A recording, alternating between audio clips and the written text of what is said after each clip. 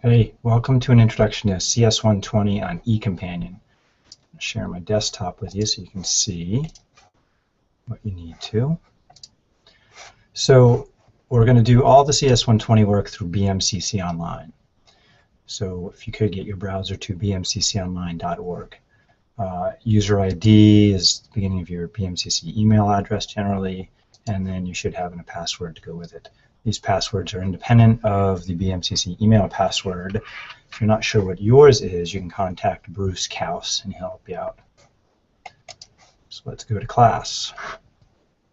So somewhere, hopefully BMCC Fall eCompanion or maybe Eastern Promise, you have your CS120 link. So if you could jump into that. All right, so you should have this shell is similar for all of us, or pretty much the same.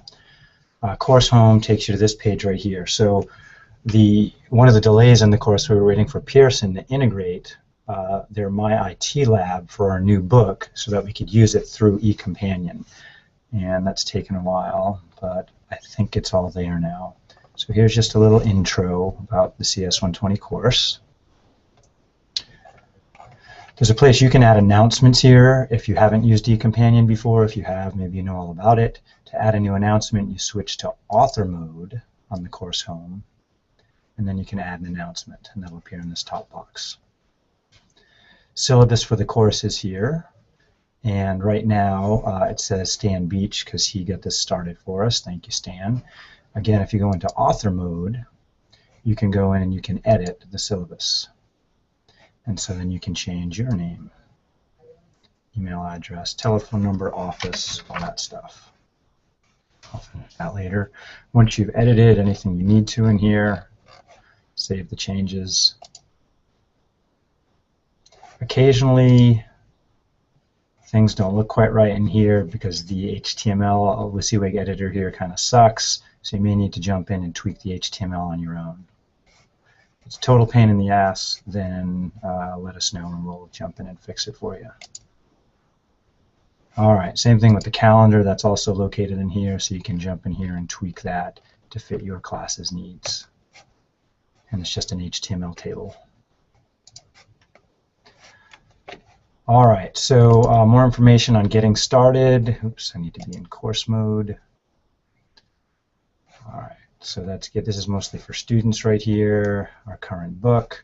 My IT Lab is where things related to the book are located. So you can jump into My IT Lab, and that's where you're going to get into the quizzes and the tests. So Chapter 1 quiz should be up there on yours. Mine is missing because I already took it. You can get the course materials here. So you can check out the book.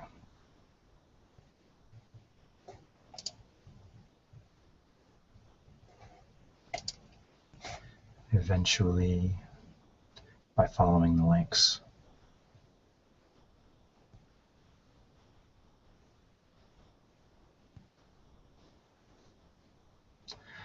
All right, so once the student from any particular link gets into the book, they can then jump around with the table of contents or page numbers here to play with the ebook. That opens up in a separate window, so pop-ups may be an issue, so beware there.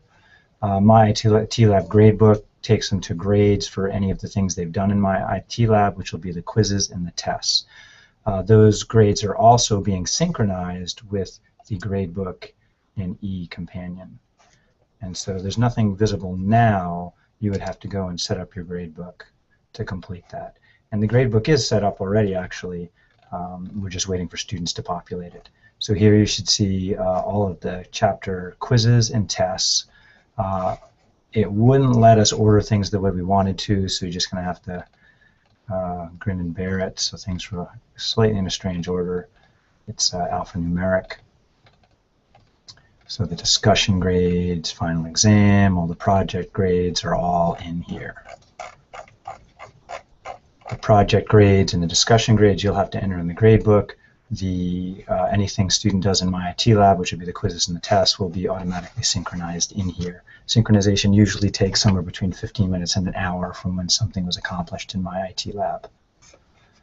All right, so again, the student can go view the gradebook in My IT Lab. That's only their tests and quizzes, or they can look at the gradebook link up here for everything.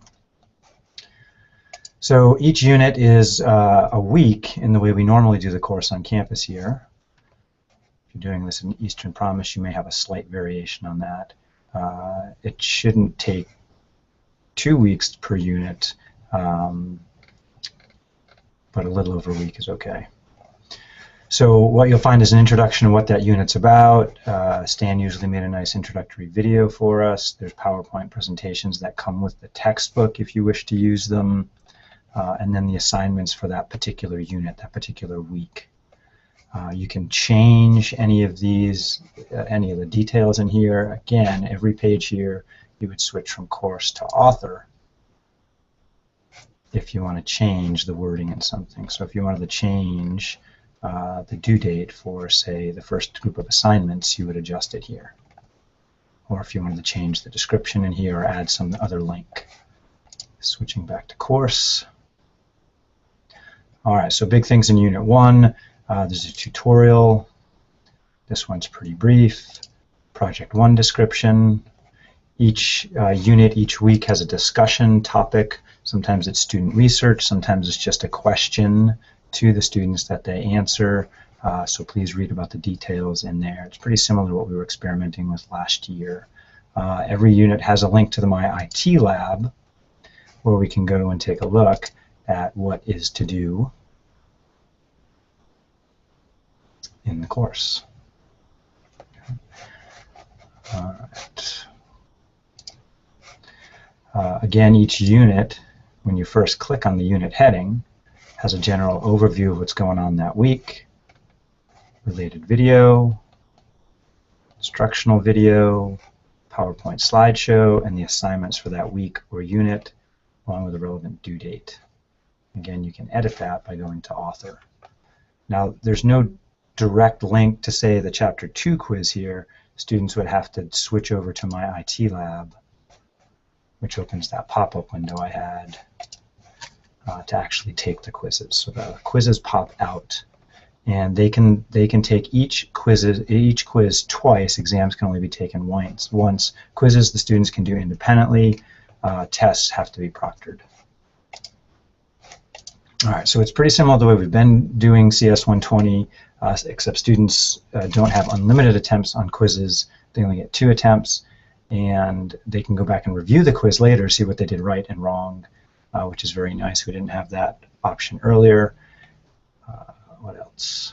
And all the materials are located in eCompanion instead of on the CS server. And I think those are all the main things. Each unit is pretty similar in terms of the things that it contains.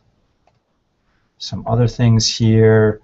Panopto came with the My IT Lab integration. Neither Stan and I have used it, but it's a place to upload videos to share with your students. I just use YouTube to share videos, which I can easily link to here. Stan has links to YouTube videos also, and some embedded videos. So this is an alternative.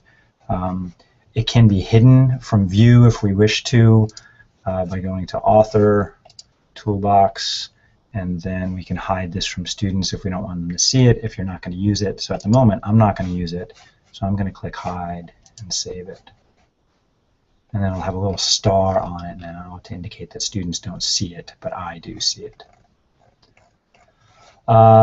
If you haven't used eCompanion before, you have your course admin page here where your general course settings are, along with some other things you could check out. So you could alter the name of this, your title, instructor, teacher, coach, whatever you like. Save changes when you're done. You've got your grade book here. You can email students or groups of students. They'll populate this list once they've been imported into your course. Doc sharing is another nice place where you can put in files to share with the students.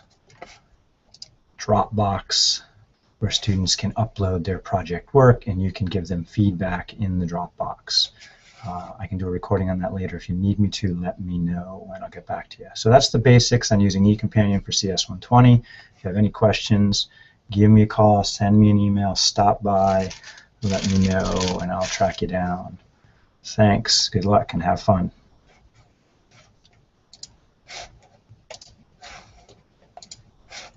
Bye-bye.